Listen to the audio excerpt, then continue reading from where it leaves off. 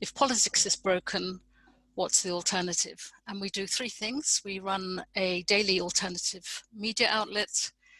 We work to build citizen action networks on the ground in communities. And then we do the broader work of driving collaboration and giving focus and platform to people who are working to build the new socioeconomic political system. So that's us in a nutshell. And I'm going to get out of the way straight away and to introduce tonight Patrick Chalmers, who it's our great honor to host this evening, who's the filmmaker of the film that we're about to see together. Patrick, I think it was Peter McFadden who first introduced us. So right on the front line of New Democracy. But welcome, and please take your time to introduce your film. Over to you. Okay, Indra. I think Peter McFadden is definitely responsible for introducing us, and in the same way that he's responsible for doing a lot of things in his quiet, revolutionary way. Peter McFadden, who is the author of Flat Pack Democracy, if you haven't come across him, very interesting fellow working from Frome. So, I am a filmmaker. It sort of seems a bit surprising because I don't really think of myself as a filmmaker. I sort of stumbled into making films because I reckon that that was what was required to talk about the thing that I am somewhat obsessive about, which is the state of our political systems. And I suppose it's been a rumbling realization over, I would say, 20 years that what we call democracy isn't really democracy. And that was a problem for me as a journalist, a written journalist, and it became an increasing problem. And I wrote a book about it and realized that I needed to do more, and eventually came around to this idea of making films as a way of trying to have as much impact on that question of what is democracy as possible, because the problem most certainly hasn't gone away. It seems to have got worse. I want to introduce, before we go into the film, Phil Adams. He is the executive producer of All Hands On. We wouldn't be here today if it wasn't for Phil. He very generously listened to my madcap scheme in 2017, which was to make films about democracy.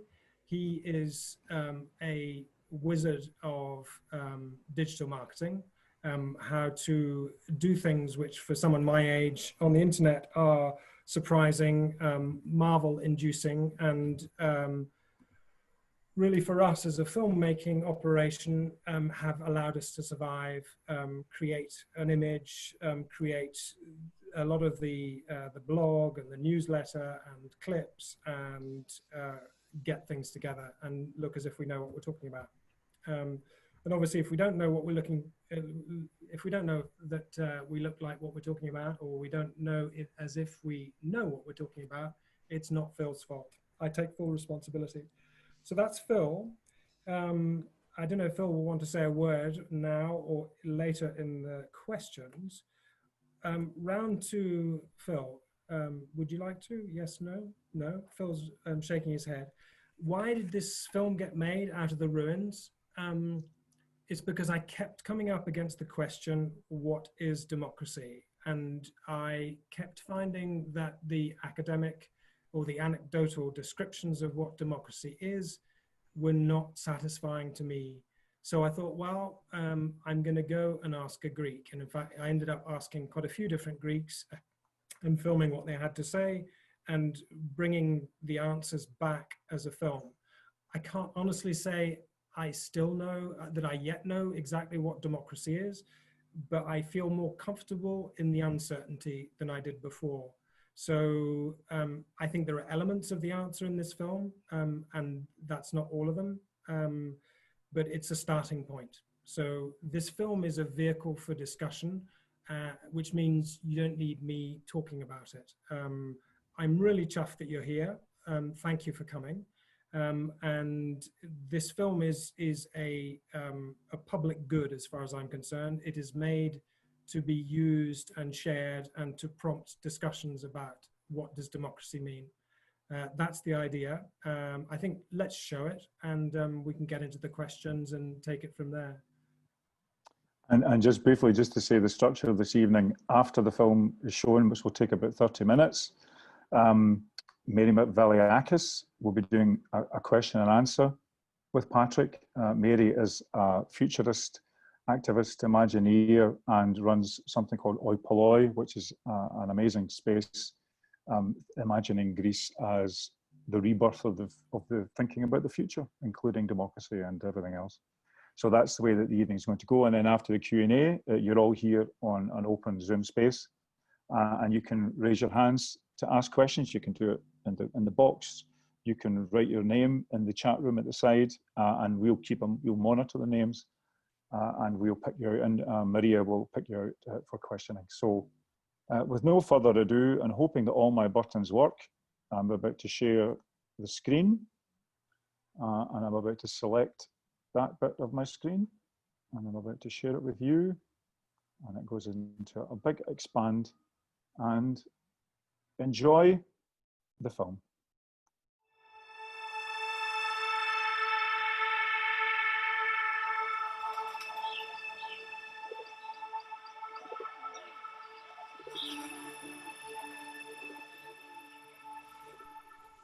Thanks very much, everyone, and thank you, Pat, for orchestrating that so well. And I'd very much like to, I've got so many questions and thoughts, but I'm really going to be disciplined now and hand over to Mary Vacas, who is going to interview Patrick Chalmers. Mary's one of the co-creators at Alternative UK and the founder of Oipoloi.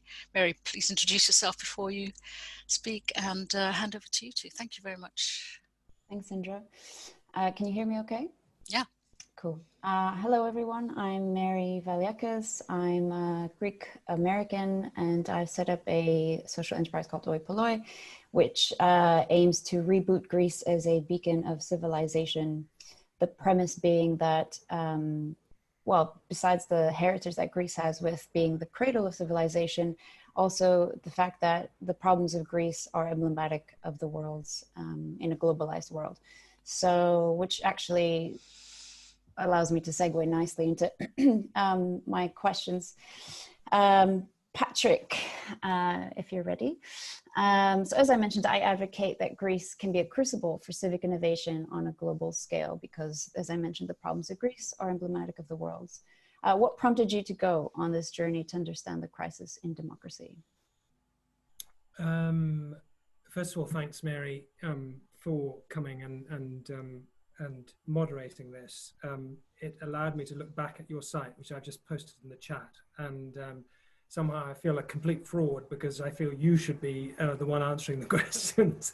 But anyway, but you're the one who made the film. It's true. So why go to Greece? It's because I figured that the Greeks were steeped in this history that I, from the north of Scotland, didn't have. And they gave us the word demos kratos. They put it together with democracy, government by the people.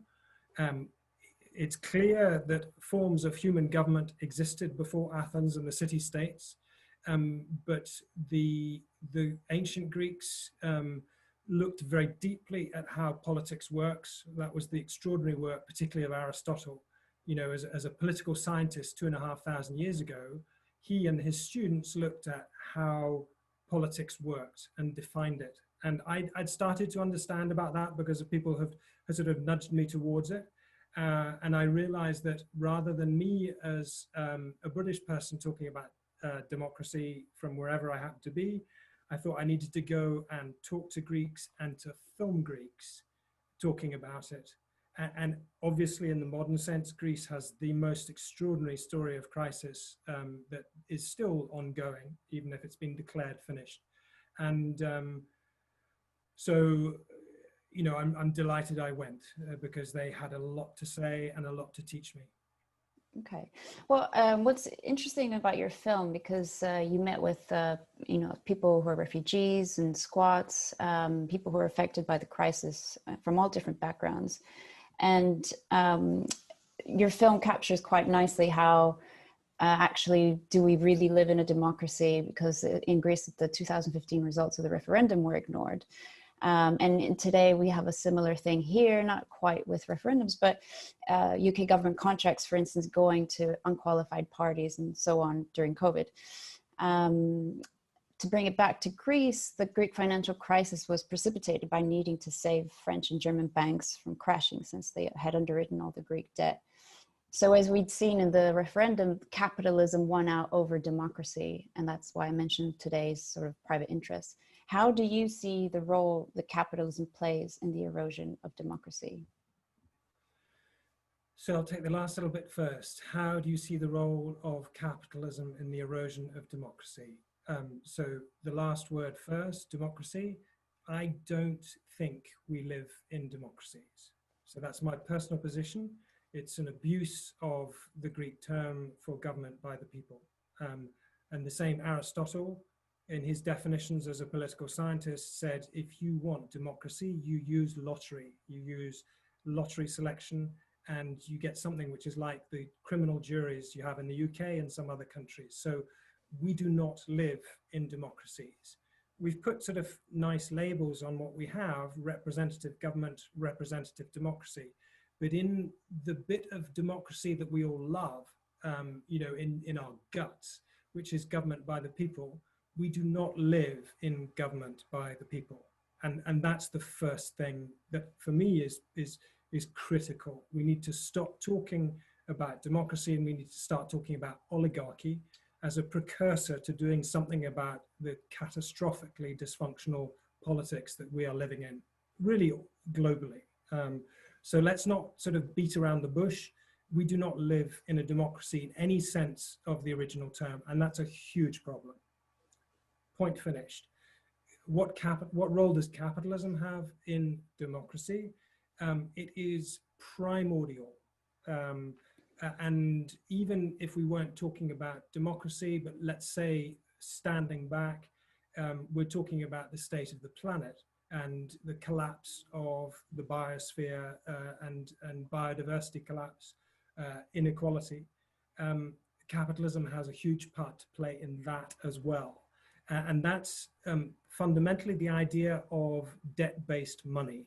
You know, capitalism, like democracy, is a difficult term to define, and we can fight about it for weeks, even lifetimes. But the bit of capitalism that for me is hugely problematic, and I'll put up a link to it, is this notion of debt-based money, which is basically creating money out of thin air. And we've seen that with the COVID crisis. You know, there's been millions, in fact, billions to large enterprises nationally and globally, including fossil fuel companies and airlines and things like that, with absolutely no public input into that process. So capitalism is fundamental, and we do not live in democracies.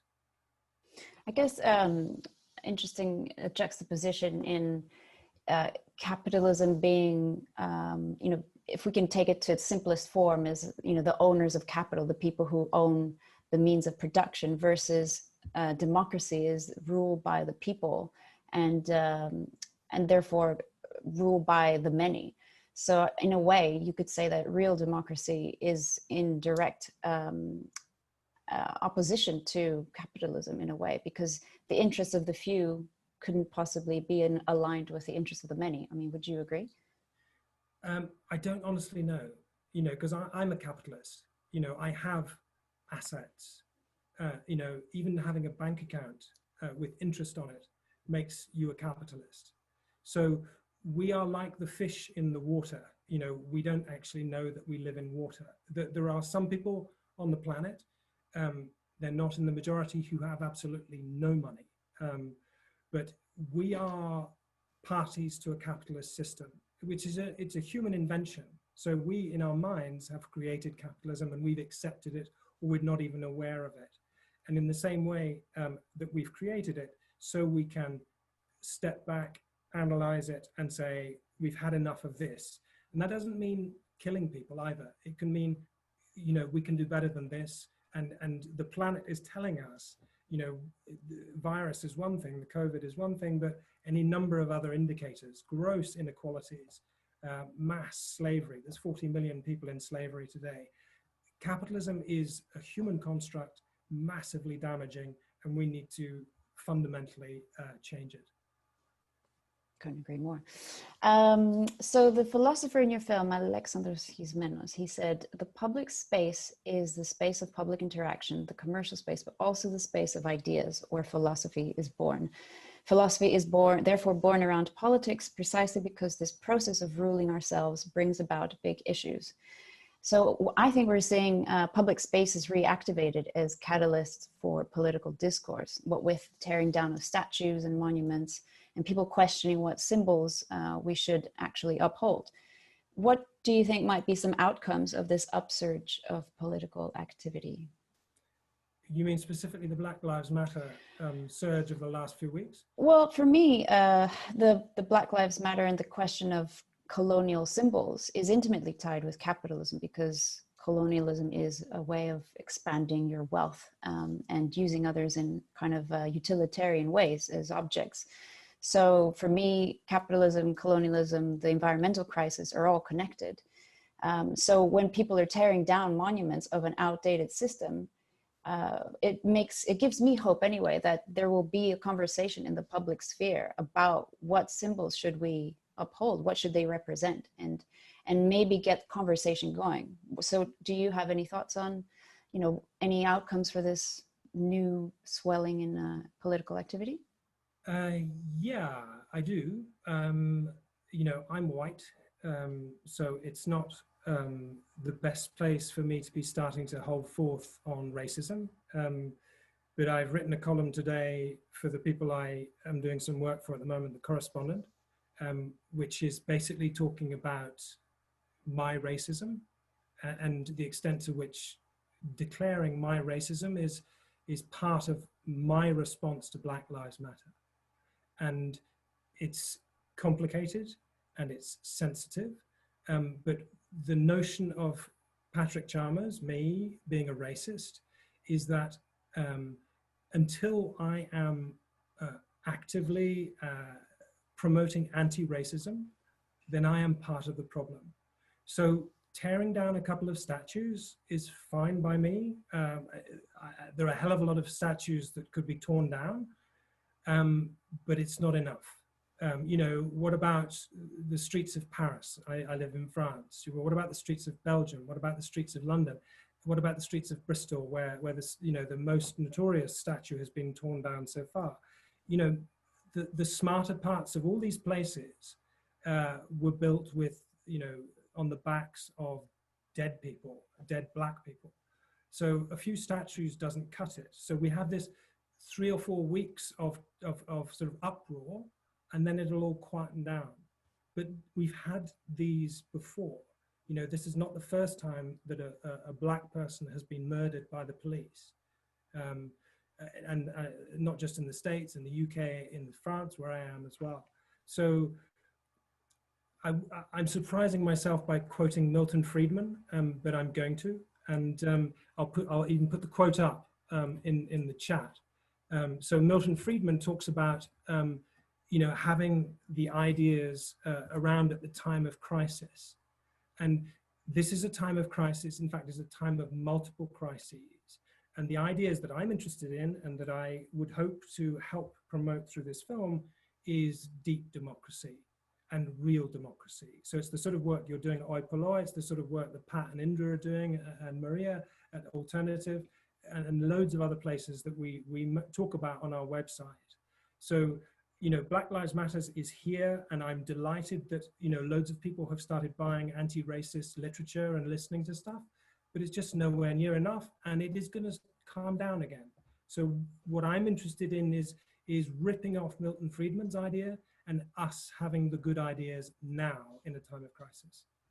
Absolutely. How about, when we spoke before, you said you hoped people will understand that democracy is not something someone else is going to do. This was conveyed really well by the lady from the cafe in your film, who said participation and responsibility are essential in self-determination. And yet we have childishly delegated responsibility because we have a representative democracy. How do you think we can encourage others to re-engage and become political adults once again? Well, I mean, it's not for me to tell other people what to do. I know even with a 17-year-old daughter, that's not a very clever idea within my own household. So I'm not about to tell 30 or more fellow adults what they should do. I can say what I'm going to do. I make films, but I also screen them. And in fact, this screening is the first, and I'm extremely grateful to Indra and Pat and to Maria for making it happen. But it is like, this is a model, and everyone here who is on this first screening, I make this offer to you. Get in touch with us and we'll do it for you. If you want to host a community screening, we'll do it. So how do we become adults? It's by getting off our backsides. Politics, democracy is not something that mummy and daddy are going to do for us. It's us, and it's really difficult because we are taught in our schools to obey. That is what our society tells us. Do what you're told. Get good results, follow the exam rules, get a good job, etc., etc. Obey. And we need to disobey. We need to learn to disobey. We need to teach our children to disobey. Our culture needs to be, I'm not sure if you're right. Let's talk about it, rather than yes, massa, Mm-hmm. Yeah, absolutely. So on this journey that you've been on in making this film, because I believe there's a few others in the series, is that correct? That's the delightful hope, obviously. The idea is, Out of the Ruins is like launching this conversation. What is democracy? And here are some really plucky Greeks who know a hell of a lot more about it, frankly, than I do, really. And they're great, great people. I'm British. I think personally the Greeks have a far, far deeper political culture than the British. And I live in France. I think it's also true of the French, but really the Greeks take it a whole level further. Maybe I just mix in the wrong circles when I'm in the UK, it's possible. But so what's next is that, we are looking at, again, the same sort of format, 30 minutes or so, short documentaries, at ideas of radically better democracy. That could be potentially a citizens' assembly in Malawi on MPs' discretionary budgets, so what they can spend in their own constituencies is one possibility with funding more or less in place. It's also in the German-speaking part of Belgium, where they have, get this, a lottery-selected second chamber. Just imagine that. House of Lords, we don't have Sir Bufton Tufton, we have lottery-selected British people, yeah? I'm gonna film them. And then I'm extremely interested, but absolutely unbudgeted, to film V Taiwan. And I spoke the other day to the most extraordinary transgender woman, Audrey Tang, who is Taiwan's digital minister. A spectacular human being, activist, hacker, civil disobedience person who's in government. So those are some of the ideas. It's not easy to get this stuff funded, but it's better than a lot of the shit that other people have to put up with. So we'll keep going. Can you talk a little bit about these ideas that you want to explore as examples of nascent democracy or promises of self-governance that you found on this journey?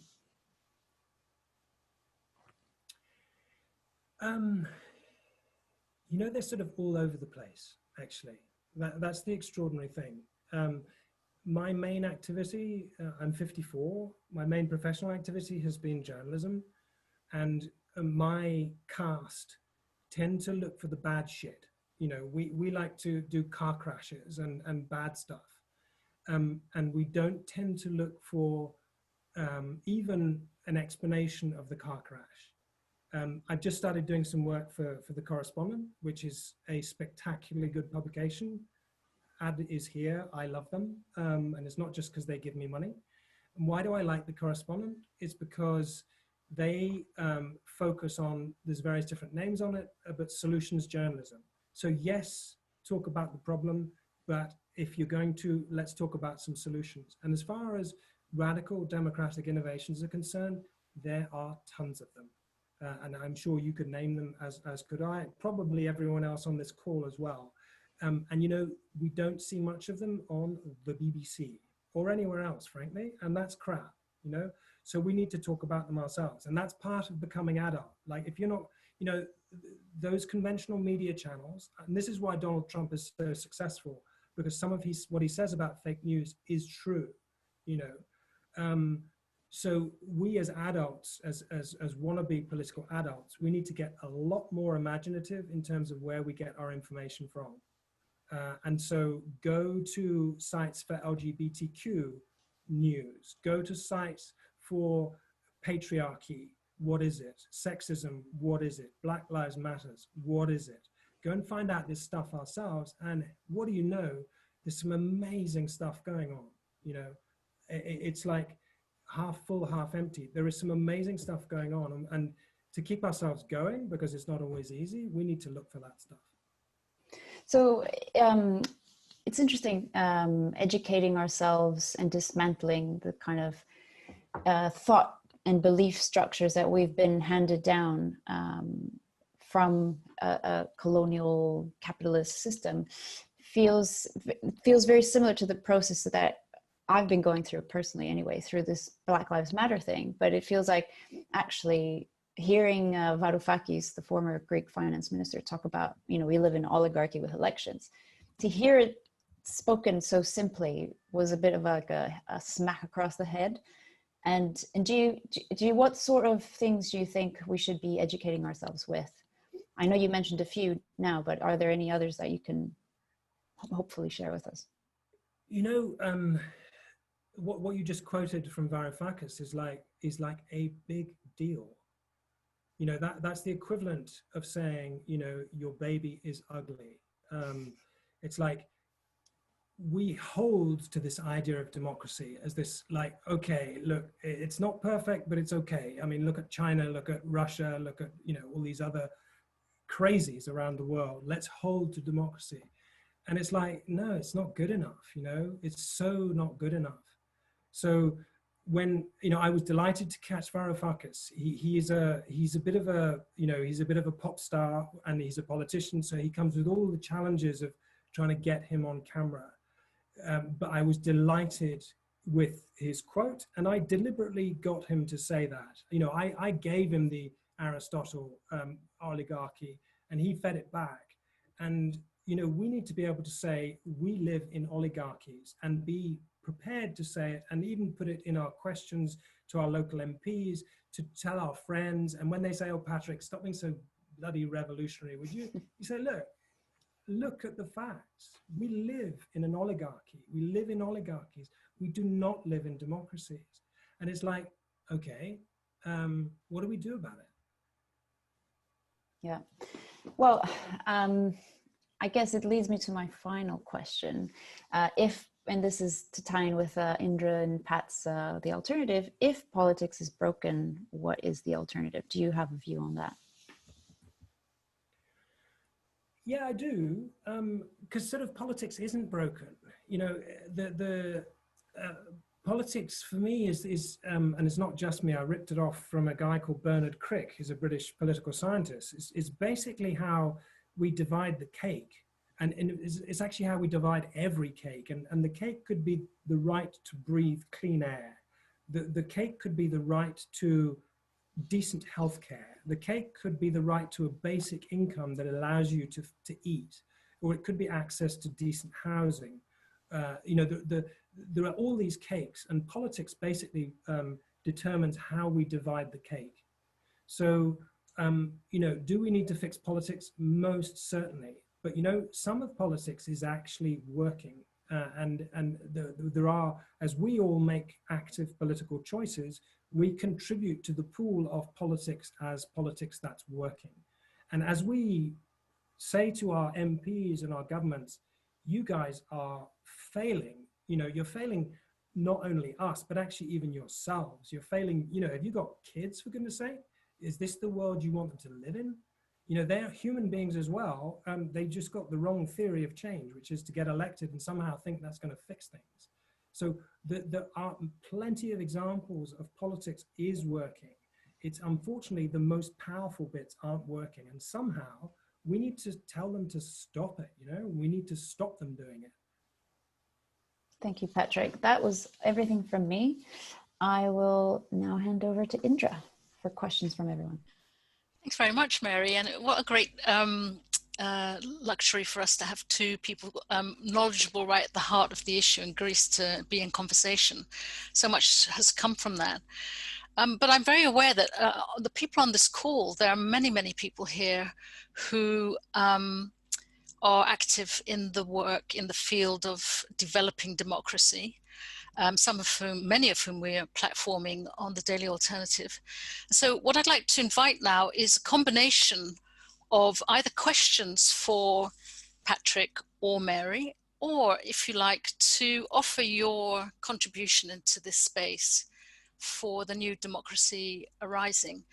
And the way I'd like to invite you to do that, possibly because it's difficult to see everyone at once, if you are ready to make a contribution or ask a question, if you could put your name straight into the chat box now, then you'll have a natural order and I won't miss anybody.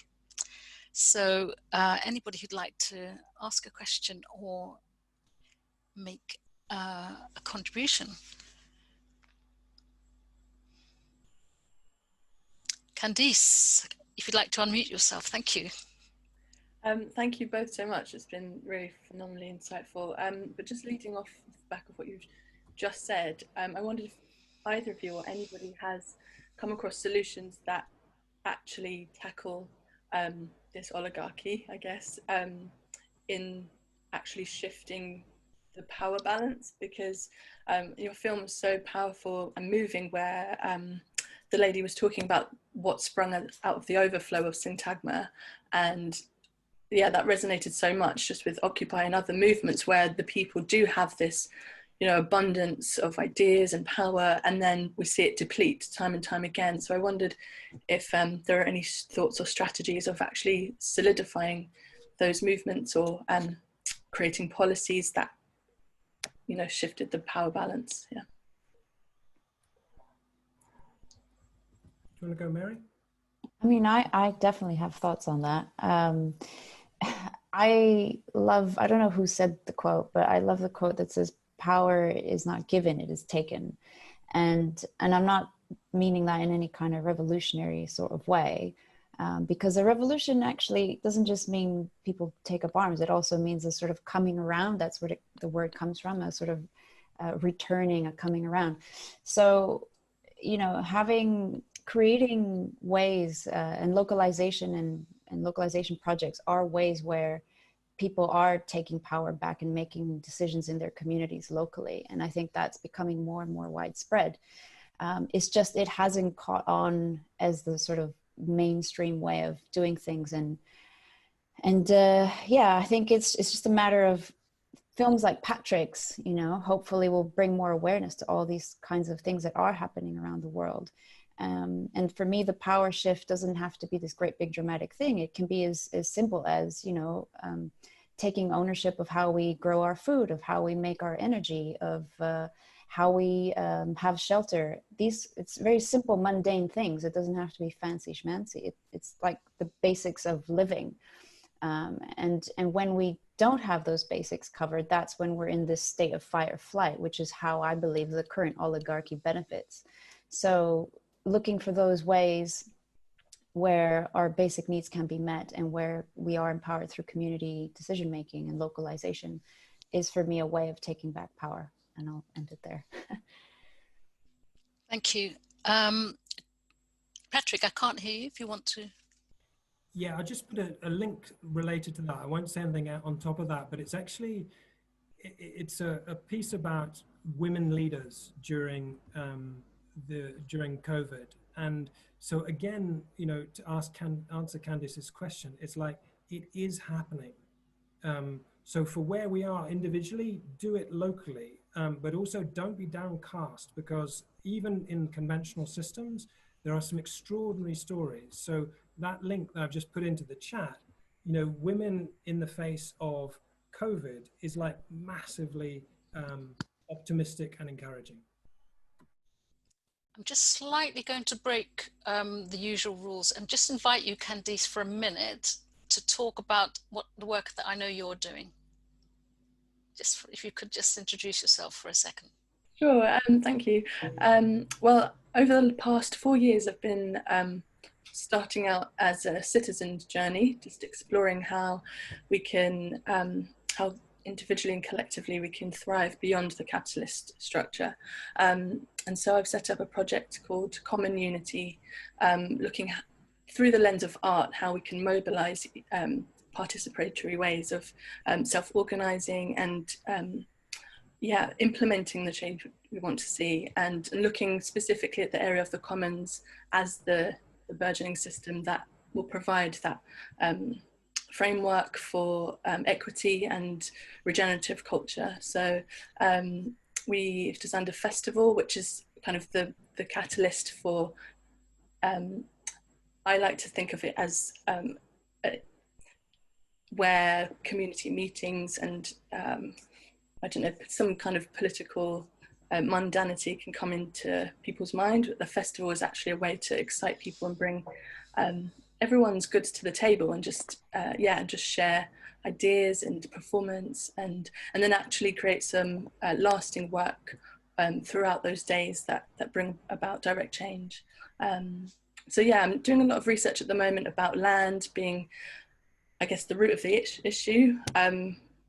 Especially in the UK, that landowners don't pay tax. So there's a large loophole in our system. And again, referencing to the Black Lives Matter movement, there's a lot of reparations that need to be given in order for that community to have sovereignty, particularly in the sense of land. So yeah, I'm in a research phase during COVID lockdown, but thank you, Indra. Thank you very much. I'm really aware that whenever we open a space, it just reveals more and more. It's like this massive fractal of great creativity that's going on. Jenny, over to you. Jenny. Thank you, Candice. Yeah, could you unmute yourself, Jenny? Thank you. Thank you. I have two questions, if I may. The first one is, Patrick, do you think the solution then is a lottery-based system? And the second one is, do you think to be effective, decisions need to be delocalized, or rather localized, decentralized as much as possible, so that you end up with smaller groups of people making decisions on questions that affect their lives directly? Okay, Jenny, thank you. So declaration of interest first. Jenny is, along with Vivian, who's on the call, and Roger, who's left, and David and Sue, who I mentioned at the beginning. Jenny is someone who actually opened her wallet and contributed to this film, and she's on the credits at the end. So obviously my response to her will be colored by that. Not at all. It's actually, I'd want to say thank you to her, actually, and also to those other people I mentioned. So Jenny's question. Sorry, if I can just say, Patrick, giving the money is the easy bit, doing the work is the hard bit. I'm delighted you're the one doing the work. Okay, well, thank you for that. But the question, so sortition, is that the heart of the answer? Without hesitation, no. It's potentially part of the answer, and you know, I took part in a crazy Twitter fest yesterday afternoon for a bit. Then I went out into the garden, and Paul was on it. Paul Vittles, who's on the call and has put a question. This idea of whether sortition, so lottery selection, a citizens' assembly, and somehow that produces the sacred result. It's not in any way the be-all and end-all. It can produce results, and it can also be a waste of time. I've seen both. But sortition has some really interesting elements in it. First of all, it gets away from the monopoly of elections. Aristotle, remember, he talked about elections as oligarchy. Sortition gets us much closer to democracy. And why is that? Is because you select a group of people who are far more representative of society than an election will give you. You put them together and talk to them about things like confirmation bias and, you know, why being ignorant is not great. And you get them to deliberate on a specific topic. You get them to come to some sort of consensus, even though they don't need to necessarily agree, and then they make a report. But who designed the process? Who funds the process? What happens after they do it? These are questions that make the sortition element potentially excellent, but also potentially just a fig leaf for the status quo? It's a very controversial question that you've put, Jenny. It's an extremely good question.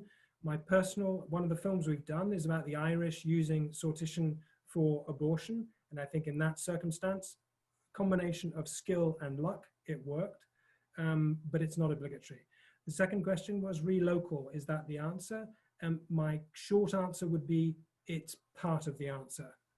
You know, the issues we face are from the local to the global. If you look at something like biodiversity loss and climate change, it's definitely global. Migration, definitely global. Capitalism, definitely global. Colonialism and ideas of reparation, definitely minority world, majority world. But there is an awful lot that we can do locally.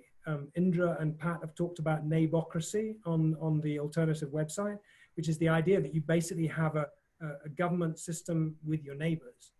It's a great idea. You walk to your politics, you know, you get on your bike to your politics.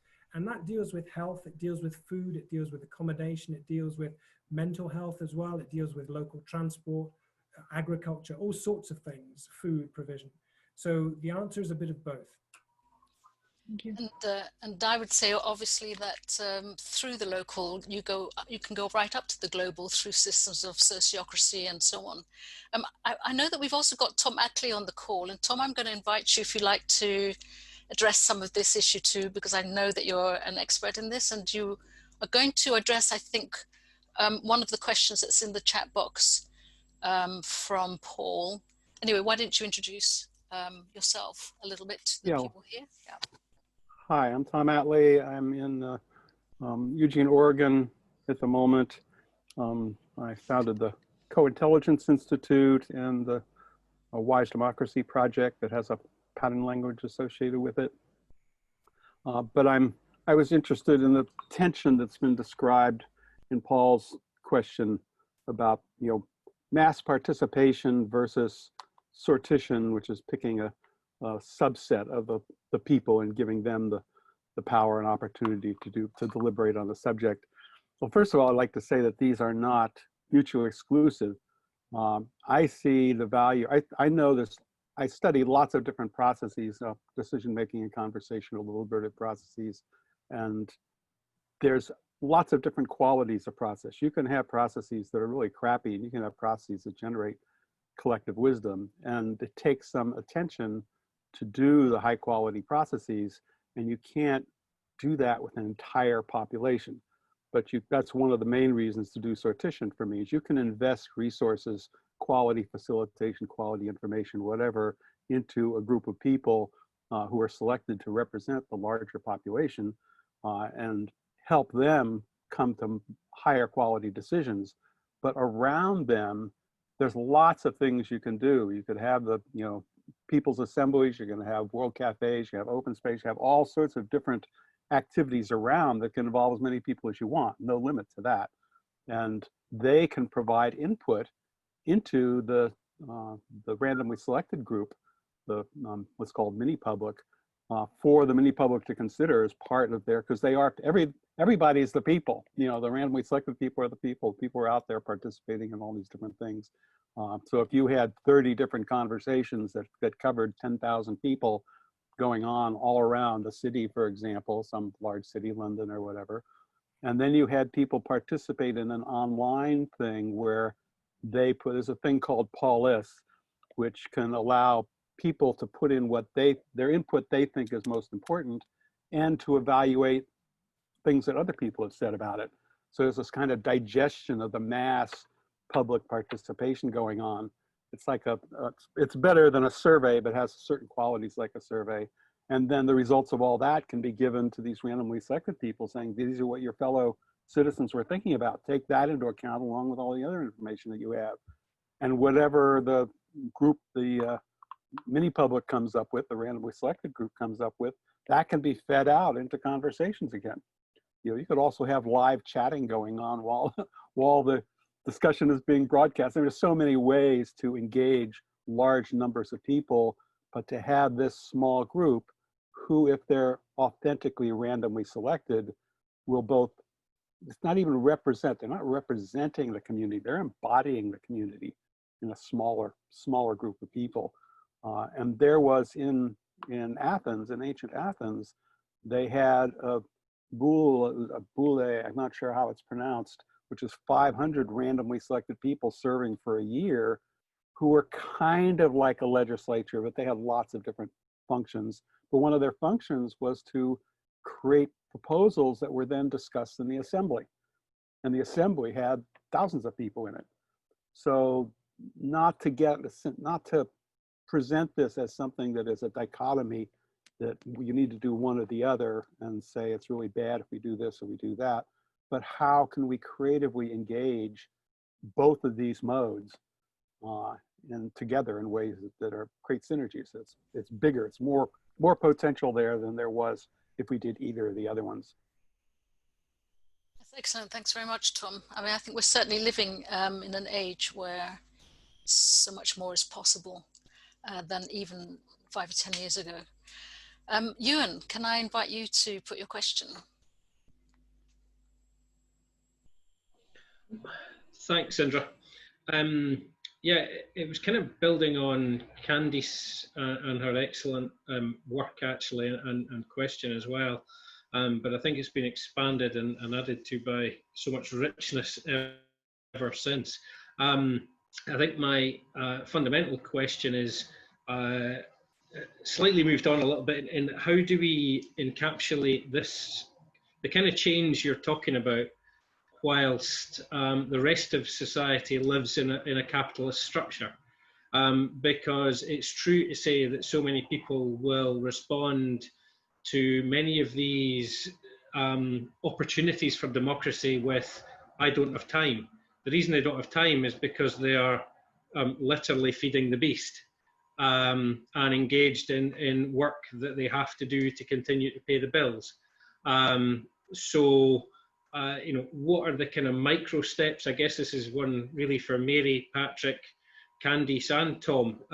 You know, what are the micro steps required? I put up an example in the chat there of a business in Sweden, a small consulting business that operates without a leader, it has no chief executive, because they said, actually, we realized we don't need that. And they operate in a way that works by decision-making, very much actually in the way that Patrick's film highlighted, which I thought was really interesting. And that seems to work quite effectively and quite efficiently on a small scale. So that business is 30 people. But I'm also reminded of a story of Zappos, which was shoes and clothes retailer owned by Amazon, which attempted a similar thing 6 or 7 years ago. I think they called it holocracy, and you know, 20% of the staff left because, as you know, the chief exec said at the time, well, it turns out self-management isn't for everyone. In other words, people struggled to take that responsibility because they kind of didn't know how.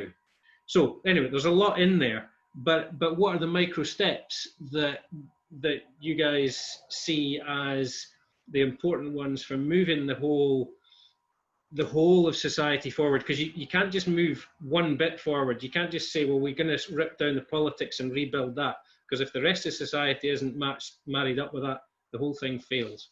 Anyway, sorry, bit of a big question at the end.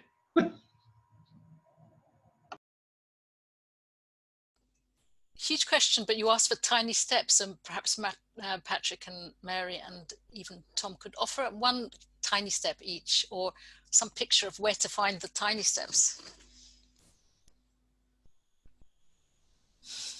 Well, I'm unmuted.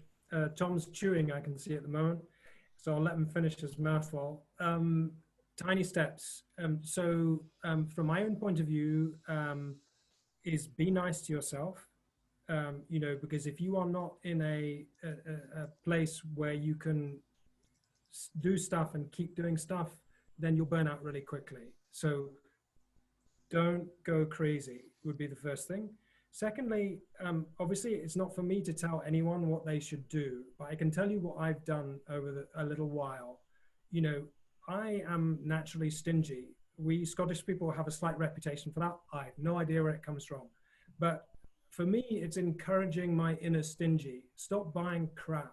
And if you don't buy crap, and let's face it, there's tons of crap around to buy, you don't have to work so hard, you know, to make a living. And if you don't have to work so hard, you can suddenly open up space for other stuff. So, you know, I think all of us are guilty at times of buying crap, or buying expensive coffees, or buying stuff that we don't really need to do. I make my own sandwiches when I go out. You know, I use public transport. My cars are crap. I have two because I live in the country, and my wife and I sometimes have to do independent journeys. But I'm unembarrassed by my crap cars, and I'm unembarrassed by my sandwiches. I save money and I work less as a result on paid gigs, which means that I've got more time to do this stuff, which frankly is the only stuff that matters. You know, we are facing an existential crisis right now on climate change. I've been watching it for 30 years, and it's getting worse and worse and worse. As bad, in fact, worse than they said 30 years ago. So micro steps, yes, be nice to yourself, do stuff at your level, but dream massive and make friends with your neighbors.